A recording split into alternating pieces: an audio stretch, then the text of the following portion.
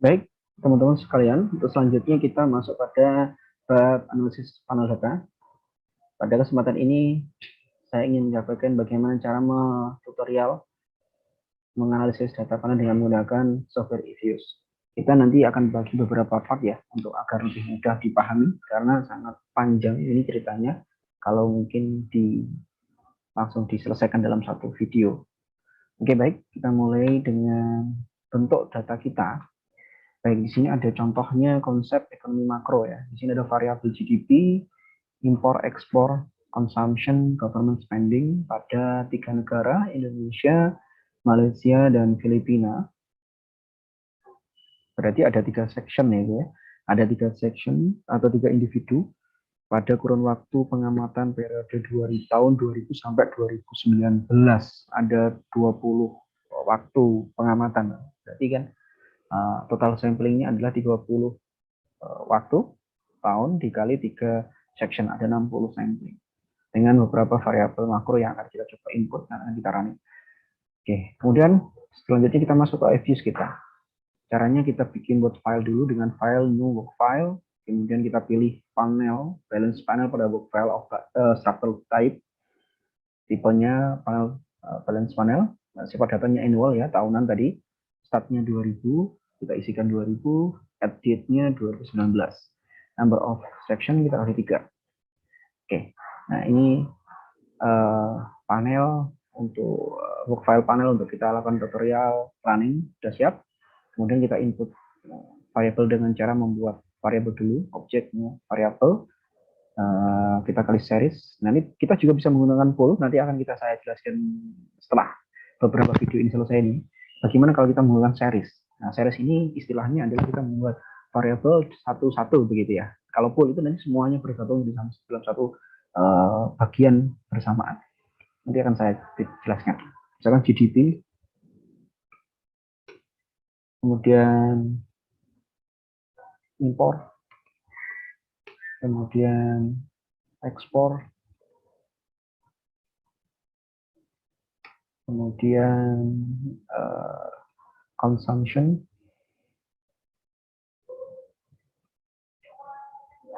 kemudian government, gitu aja ya. Oke, baik. Kita inputkan dulu biar cepat, itu kita langsung tahu urutannya GDP, M, X, C, G, gitu ya. Nah, kita buka lagi GDP, M itu impor, X ekspor, C consumption, G government. Open, klik kanan, as a group. Nah, di sini ada grup, itu menunjukkan variabel yang akan kita input ya. Nah, di sini perhatikan, 1 itu menunjukkan Indonesia, 2 menunjukkan Malaysia, 3 menunjukkan Filipina. Berarti ada 3 section, 3 daerah. Nah, ini yang ini, itu yang depan itu sectionnya, yang belakangnya adalah periodenya. Bulan 0, 1, 2, 3, sampai 12, 2000 maksudnya 2000 sampai 2019 untuk setiap section. Nanti ada 60 lah. Ini perhatikan ya, ada 60. 3 section kali 20 time seriesnya. 60 observasi. Nah, ini udah ya terbentuk. Di sini ada ke GDP, impor, ekspor, government, consumption, government. Kita copy dulu. Jadi mulai sini kita tekan shift, copy, terus tekan kita blok sampai bawah. Oke. Perhatikan di sini datanya semuanya sifatnya datanya masih rupiah ya, dolar ini satunya, mohon maaf, satunya dolar. Kita copy di sini, paste, yes, semua sudah masuk. Baik, sekarang kita yes, sudah kita lihat sudah masuk. Nah ini akan kita lakukan generate saja, dulu di general dengan logaritma natural dengan cara J ln GDP sama dengan log dalam kurung GDP. J ln import sama dengan log import.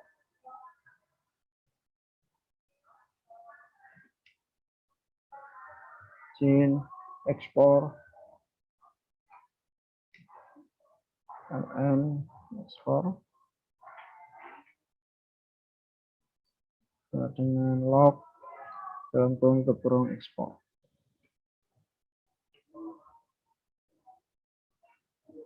Setelah ekspor consumption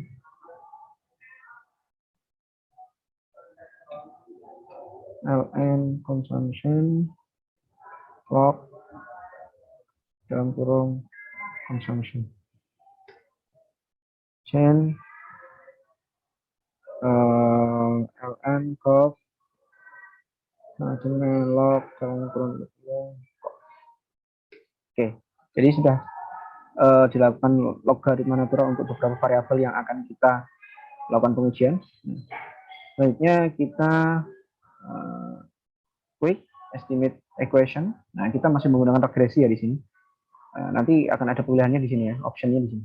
Baik, kita misalkan ln GDP spasi konstanta ln consumption ln government ln import dan ln ekspor.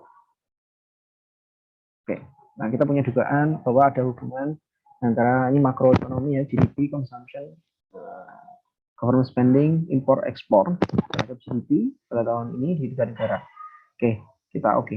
Nah, ini adalah hasil untuk model pertama yang disebut dengan CE. Ini adalah output dari regresi biasa, OLS biasa, ordinal least square untuk variabel GDP, consumption, government spending, import, ekspor.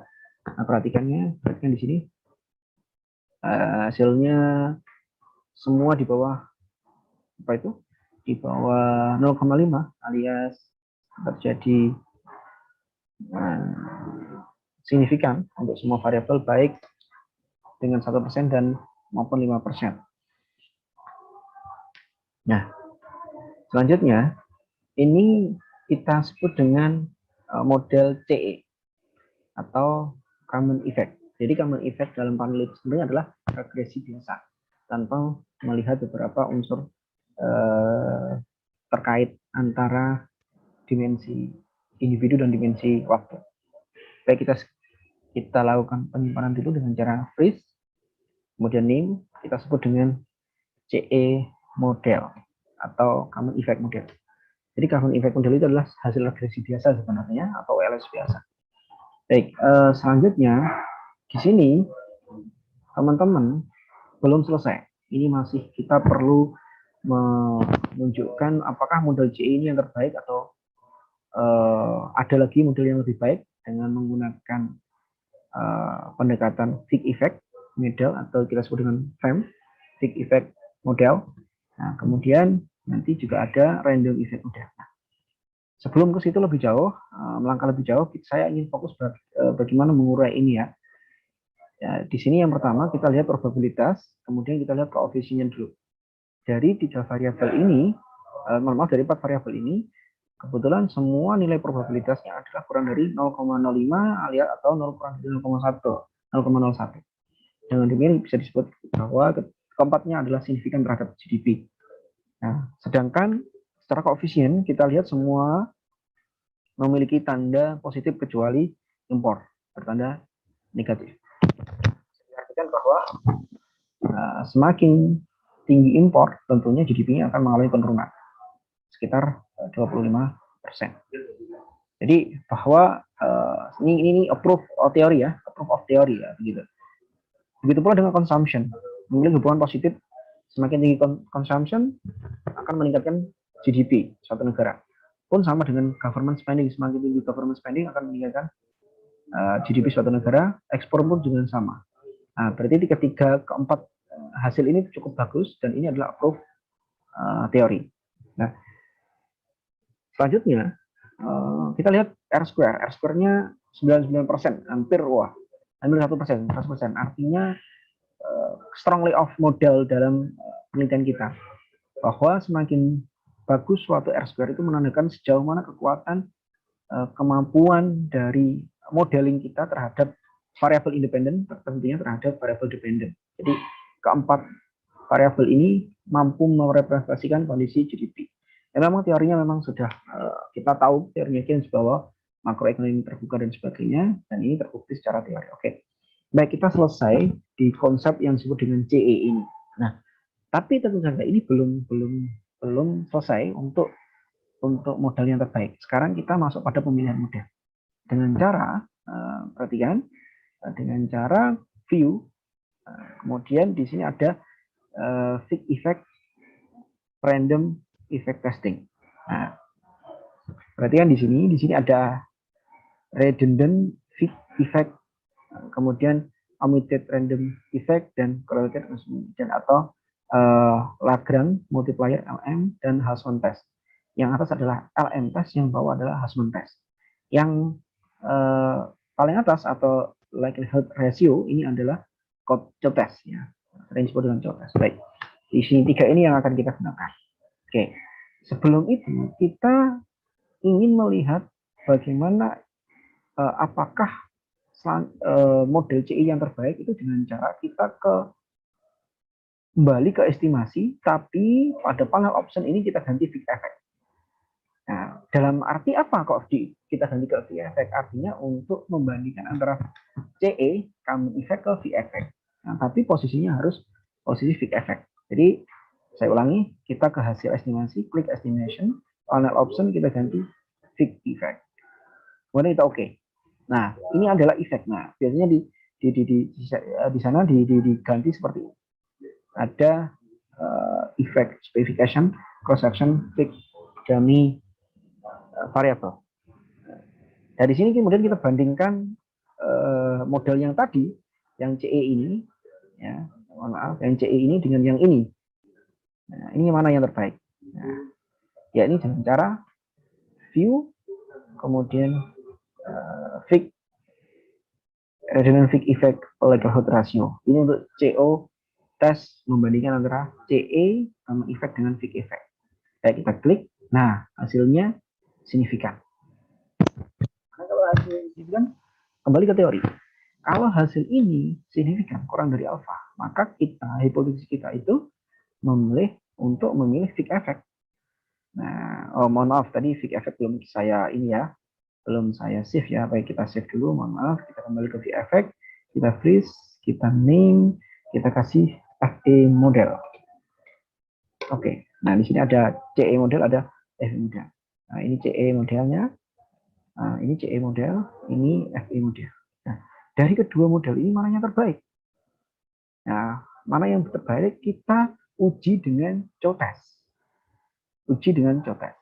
Nah, perlu dicatat baik-baik untuk pengujian dengan Choate test. Itu posisi keaktifan dari software ini, work file-nya harus ada di posisi Fick effect. Nah, yang cross section-nya harus ada di Fick. Oke, baru kita lakukan pengujian Choate test dengan cara view, Fick, atau random effect testing yang atas. Likelihood ratio. Nah, ini harus kita lakukan sekarang. Mana hipotesis kita menunjukkan jika signifikan, maka kita memilih apa? Memilih model CE. FE. Nah, model FE ini yang terbaik. Nah, ini model ini yang terbaik dari hasil ini. Nah, kita freeze dulu, misalnya freeze name Choate test. Oke, baik. Video pertama selesai, ya. Kita lanjut ke video chat part kedua. Terima kasih.